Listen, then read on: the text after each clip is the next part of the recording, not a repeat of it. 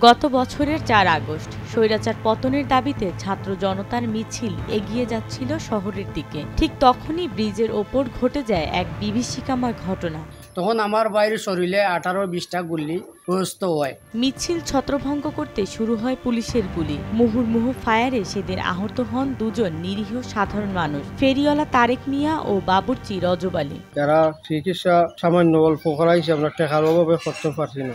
1 বছর পার হয়ে গেছে, কিন্তু তাদের শরীর থেকে আজও বের হয়নি সেই ঝররা গুলিগুলো। তারেকের শরীরে রয়ে গেছে 26 থেকে 27টি গুলি, আর রজব আলীর শরীরে রয়ে গেছে অন্তত 37টি। এখনো হাঁটতে পারেন না ঠিকভাবে, রাতে ঘুমাতে পারেন না তীব্র যন্ত্রণায়। 2টা গুলি বাখরা হয়েছিল, আর গুলি তার শরীরে লইয়া গেছে। চিকিৎসার কারণে তার গুলি বাখরা হয় না। মিছিল আসলাম, আমি গুলি খাইছি, 37টা গুলি খাইছি। তারেক মিয়া জানান, তিনি ভ্যান রেখে মিছিলে গিয়েছিলেন। ব্রিজের ওপর উঠতেই গুলি চালায় পুলিশ।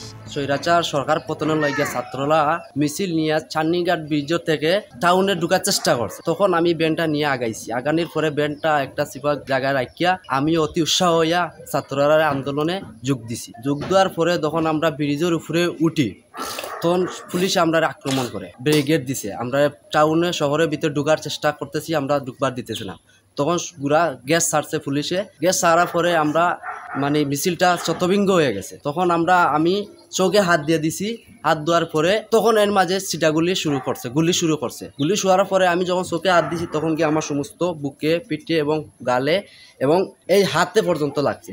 তবে আমার শরীরে দাগও আছে, এই গেঞ্জিও এখনো ছিদ্র আছে। তখন আমি যখন গুলিয়ে খাওয়ার পরে আমি আর কোনো কিছু বলতে পারি নাই। আমি চোখে দৌড়া তখন ব্রিজের অফাস থেকে আমি দৌড়িয়া চলে আসছি। তারেকের মা হালিমা বেগম বলেন, তার ছেলে রাতে ঘুমাতে পারেন না, সরকারি সাহায্য চান তিনি। রাইতে ঘুম নিদ্রা নাই, তার জ্বালা যন্ত্রণা শরীর করে, খুব বেদনা করে।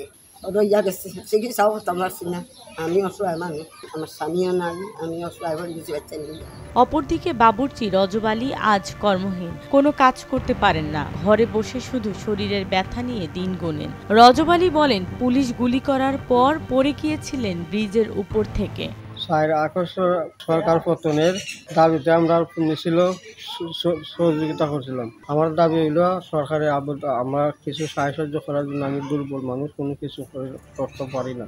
রজব আলীর স্ত্রী বলেন, তার স্বামীর শরীরে গুলি থাকায় কোনো কাজ করতে পারেন না।